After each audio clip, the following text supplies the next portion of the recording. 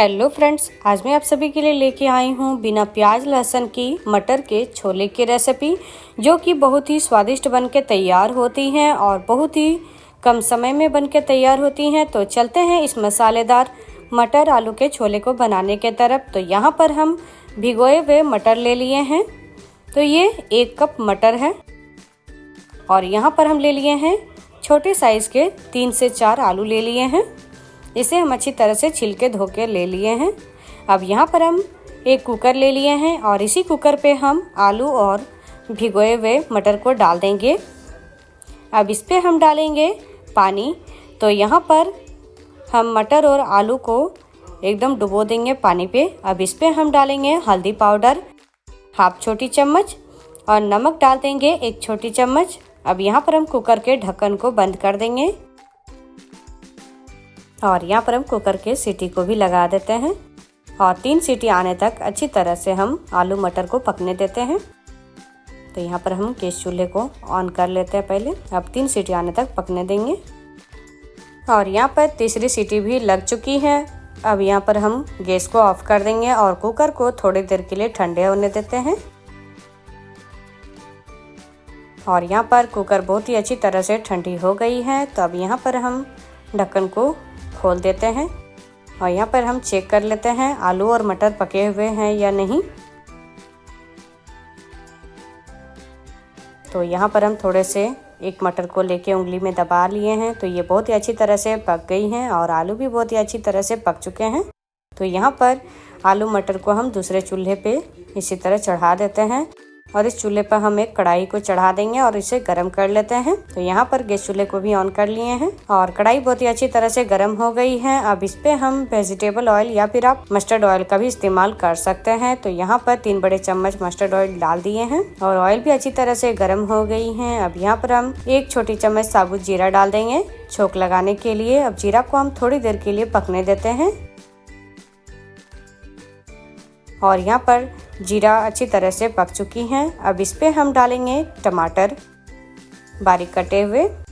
तो यहाँ पर हम 3 बड़े साइज़ के टमाटर को हम छोटे छोटे टुकड़ों में ही काट के और डाल दिए हैं। अब इस पे हम मसाले डालेंगे। तो यहाँ पर हल्दी पाउडर 1/2 छोटी चम्मच डाल देंगे। धनिया पाउडर यहाँ पर हम 1 बड़ी चम्मच इतना डाल देंगे। जीरा पाउडर यहाँ पर हम 1.5 बड़ी चम्मच इतना डालेंगे और काली मिर्च पाउडर यहाँ पर हम 1 चम्मच इतना डाल देंगे। लास्ट में यहाँ पर लाल मिर्च पाउडर डाल देंगे, इसमें हम 1 छोटी चम्मच इतना। अब इसे हम अच्छी तरह से भूनेंगे। अब यहाँ पर हम डालेंगे नमक। तो मटर को पकाने के भी समय हम नमक का इस्तेमाल किए हैं, तो अभी हम नमक कम डालेंगे। तो यहाँ पर हम 1 बड़ी चम्मच इतना नमक डाल देंगे। अब फिर से हम अच्छी तरह मसाले को भूनेंगे। तो टमाटर के गलने तक हम अच्छी तरह से मसाले को भून के तैयार करेंगे। तो यहाँ पर हम मसाले को अच्छी तरह से मिक्स कर लिए हैं। अब इसे हम 2 मिनट के लिए पकने देंगे। तो यहाँ पर हम बीच बीच में हम चलाते रहेंगे। तो यहाँ पर आप देख सकते हैं टमाटर जो है वो हल्की हल्की पक गई हैं। तो इसे हम और थोड़ी देर के लिए अच्छी तरह से मिक्स करते हुए भूनेंगे।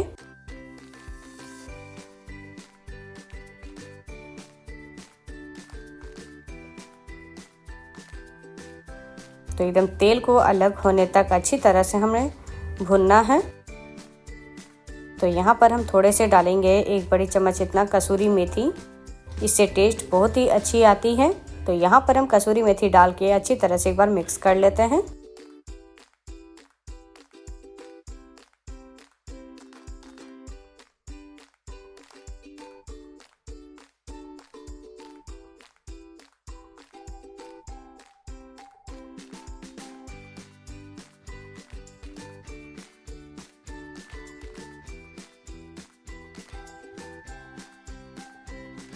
और यहाँ पर टोटल 2 से 2.5 मिनट हो गई हैं और मसाले से तेल अलग हो चुकी हैं।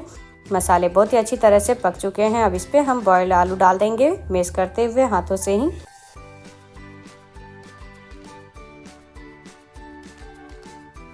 तो यहाँ पर हम सारे आलू को डाल दिए हैं। अब आलू डालने के बाद में इसे हम अच्छी तरह से मिक्स कर लेते हैं। मसाले में ही थोड़ी देर के लिए भून लेंगे, लगभग 1 से 2 मिनट के लिए।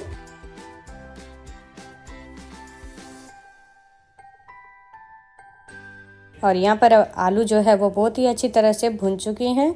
अब इस पे हम उबले हुए मटर डालेंगे।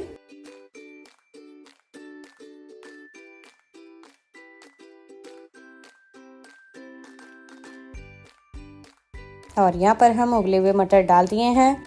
अब यहाँ चम्मच से चलाते हुए 1 से 2 मिनट तक के लिए अच्छी तरह से हम भून लेते हैं।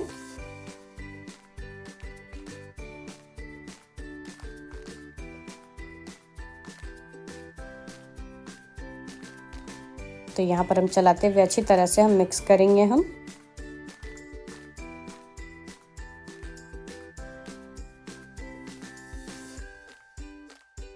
और यहाँ पर बहुत ही अच्छी तरह से मिक्स हो चुकी हैं। तो अब हम इस पर पानी डालेंगे। तो यहाँ पर हम पानी 1 कप इतना डालेंगे। अब फिर से हम इसे चलाते हुए अच्छी तरह से मिक्स कर लेंगे।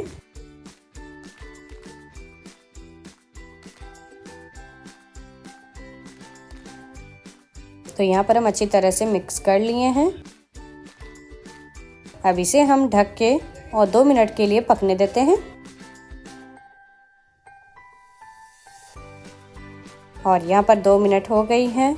अब इस पे हम थोड़े से हरी धनिया डाल देंगे और साथ में 1 छोटी चम्मच गरम मसाला पाउडर भी डाल देते हैं। अब यहाँ पर हम एक बार फिर से अच्छी तरह से मिक्स कर लेते हैं।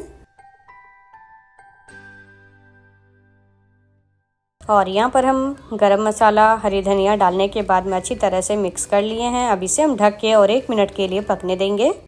और ये हमारा बहुत ही स्वादिष्ट सा बिना प्याज लहसुन वाली छोला बनके तैयार हो गई है मटर की। तो आप सभी को हमारी ये रेसिपी अच्छी लगी हो तो आप सभी अपने घर पे एक बार जरूर ट्राई करें। और हमारी इस वीडियो के नीचे लाइक, शेयर एंड सब्सक्राइब करना ना भूलें, साथ में कमेंट करना भी ना भूलें।